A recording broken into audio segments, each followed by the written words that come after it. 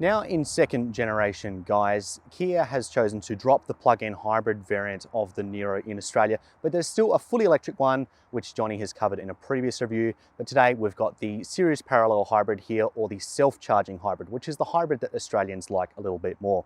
Now there are two grades, the S and the GT line. That's the one we have here today. And just a touch over 50 grand. I'm not gonna pretend this car's cheap because it's not. And for that sort of money, you could go get yourself a Cruiser hybrid. And it's also about 10 grand more than rivals like the Toyota CHR hybrid or the Subaru XV hybrid. However, this Niro behind me, I believe, has a lot more space and it's a lot more useful in a lot of areas. But what really makes the Kia Niro so appealing at the moment is the fact that, unlike a Toyota RAV4 that has wait times of over 12 months, Kia says there is a good chance you could simply walk into a dealership and buy a new Niro if you aren't too fussy about the colour and trim level. Now, before we get started and talk about the interior and other such matters, I want to talk about the design because I think the Niro is a very handsome little vehicle and it's a genuine appealing part of this vehicle. Now, design's subjective. I know everyone has their own opinion. Let me know what you think of the look of the Niro down below, but I quite enjoy the look. I love the headlights and the straight line across the top there. It's so much better looking than the old one, which was really quite boring to look at. And of course, as we go down the side here, we've got this beautiful two-tone appearance there and this stripe over the back, which I really quite enjoy. It's kind of like a set of sideburns on a head or something like that. And of course, the GT line hybrid has the largest 18-inch wheels, which I also really quite enjoy. So yeah. Now in the driver's seat, I've got an 8-way adjustable seat, and that's been really great for helping me to get comfortable in the cabin because in a lot of small SUVs, I find it a little bit difficult to get in and get myself comfortable. And the other day in a Lexus UX, for example, I was really struggling because my knees kept hitting the steering wheel, whereas that is absolutely not a problem in this. The steering wheel isn't even all the way up and I've got heaps of room to move around and I'm able to adjust it and make myself comfortable so I can have a great view out while still having a supportive back thanks to the lumbar support. Now, although the Niro is offered in the GT line grade in the hybrid and the fully electric version, I think it's important to note that there are some differences between the two. Now, in the hybrid Niro, you miss out on the 8-way adjustable seat for the passenger, and you also miss out on a sunroof and the 8-speaker Harman Kardon sound system. In this one, you get an unbranded 6-speaker stereo system, which is a little bit of a shame, but also remember that there is over $20,000 difference between the two of them, and not all of that is the hardware from the electric drivetrain, and you still are getting a hybrid in this one. So just something important to note. Now, for the best part of 50 Gs, you'd hope you're getting a pretty nice car, especially considering this is a small SUV. And thankfully, Kia has done their very best to try and meet that goal. And it starts with the design. I love this sweeping design that Kia is putting in their vehicles now with these 10.25-inch screens. You can get an 8-inch screen on the S model, but I really prefer the look of the landscape one here in the GT line. CarPlay, unfortunately, remains wired, and that goes for the Android Auto and CarPlay itself. Unfortunately, the Android Auto isn't widescreen, unlike CarPlay. It's a little bit disappointing. I'd love to see Kia branch out there to get a bit more integration because it looks a little bit messy at the moment. Another great design feature of the Niro is this steering wheel. It's out of the EV6, but I think it's a good part to grab if you're going to grab any. It's got these really interesting paddles on the back here. Now, the Niro has two driving modes. The first is an eco mode, the second is a sport. And in eco mode, this controls the amount of regenerative braking that you have, whereas in sport mode, this controls your 6-speed dual clutch automatic transmission. And I found that really engaging, but also great when you're wanting to save a little bit of fuel and driving around town. Now, when you're in eco mode, unfortunately, it's not a one-pedal driving solution, but it's still quite good and easy to control. My view out of the cabin is generally pretty good in the Niro. The one thing I will note is there's a bit of a blind spot due to how far forward the B-pillar is in this car. It makes it a little bit difficult to look around your right shoulder and see what's coming. I had a few little curly incidents in this car this week because of it. It does have blind spot monitoring, but it's a little bit primitive in its integration, as are pretty much all blind spot monitoring systems. They find it hard to distinguish between a car that's 2 lanes away and a car that's 1 lane away that you're going into at times. And it would be great to see Kia integrate their blind spot view monitor, which gives you a live feed of the area you can't see directly in your digital instrument cluster, especially considering that Kia's already gone to the trouble of integrating the screen in the cabin. Now, there is no shortage of small SUVs in Australia which are a little bit pricey and have a well-equipped and comfortable front pair of seats, and that's because a lot of singles and couples buy this car. What is more rare, however, is a decent pair of back seats which actually have some room for some adult-sized human beings. And as you can see in this car, I have absolutely heaps of leg room. It's absolutely absurd. I think only about the Skoda Kamiq can match this as far as leg room goes, and it's actually a nice place to be. Now, the middle seat is a little bit narrow. You could restrict this car to, let's say, 2 friends and 1 acquaintance, but it's still pretty big, and I could actually see fitting a child seat in here fairly easy. So it's a car that you can grow with rather than buying just for your current circumstance. As far as amenities go, we've got these coat hanger hooks on the back of here. We've also got some air vents and some USB-C charging points here in the chair, which I almost nearly missed. We've also got this pull down armrest, which is nice and solid feeling, and it's actually got some cup holders in here as well, and of course the bottle holders in the door, and other things like power windows.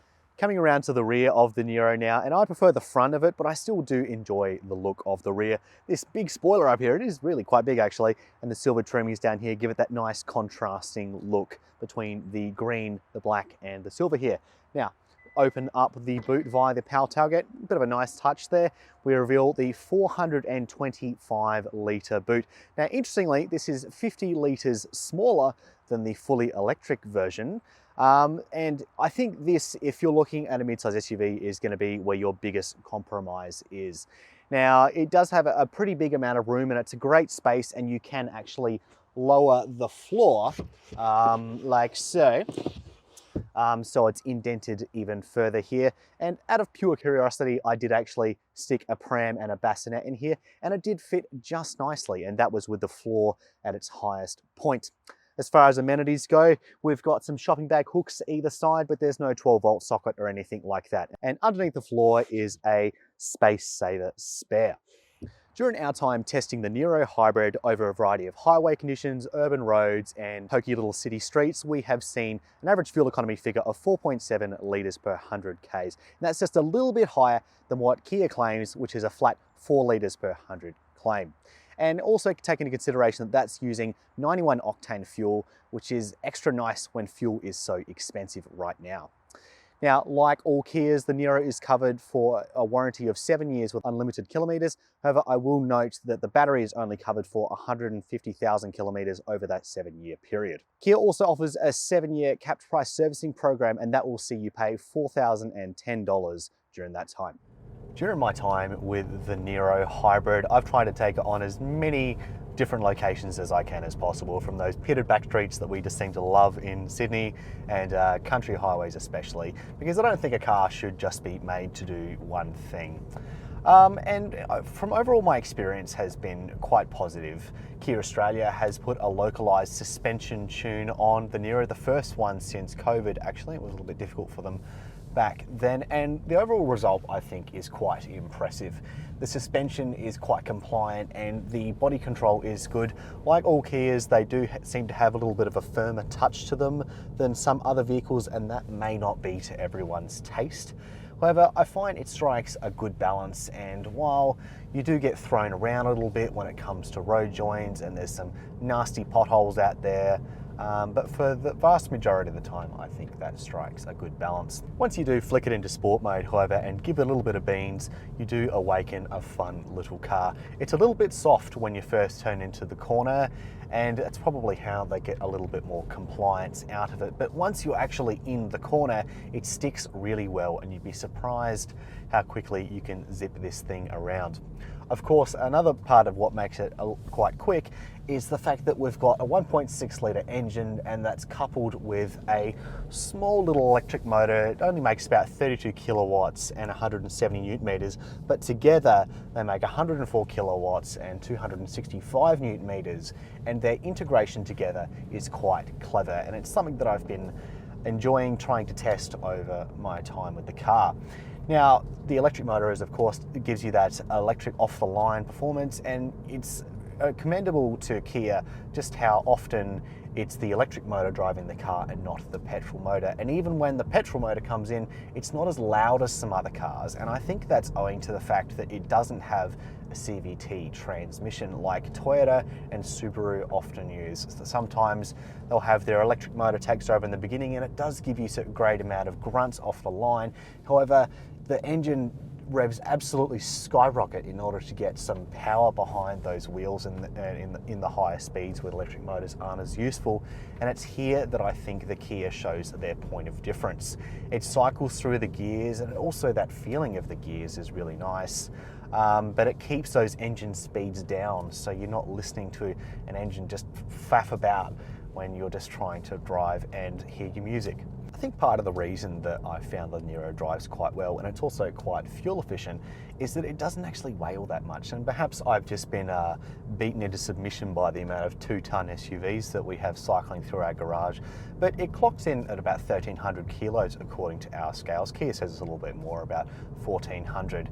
However, it's good to keep that weight down because it keeps it nice and light in the corners, and it makes it a little bit more keen to throw around, I think. Now, one thing I should note is that this is a front-wheel drive car, like many small SUVs are in this class. However, unfortunately, you can't get this with an all-wheel drive option. And so I suppose for many people that will be a bit of a deal breaker because they like to have an all-wheel drive option just if they want to go hiking or something that there's a little bit of gravel roads around the place. And I do completely understand that perspective. I personally didn't find it all that lacking because it's got that great acceleration off the line and good pickup. However, if you don't have a second car that has all-wheel drive and you do find yourself going on hiking trails and other things like that, then perhaps something like the Subaru XV might be a better look in that circumstance. Something that Kia is becoming particularly known for is the sheer amount of safety that they load into their cars, and the Niro is no exception. Being a newer car, it's got junction detection in its forwards AEB along with pedestrian and cyclist detection. So that means with the junction that you're not going to accidentally turn across traffic, and that's always nice to know. But they've also got reversing AEB, which is a big win for families and something that we're seeing more and more on cars, thankfully. It's also got multi-collision braking, so you don't accidentally roll into another accident after you've had the first one. And of course, it's got blind spot monitoring. As I said before, it'd be great if there was a blind spot view monitor in the Niro, but you can't complain about everything.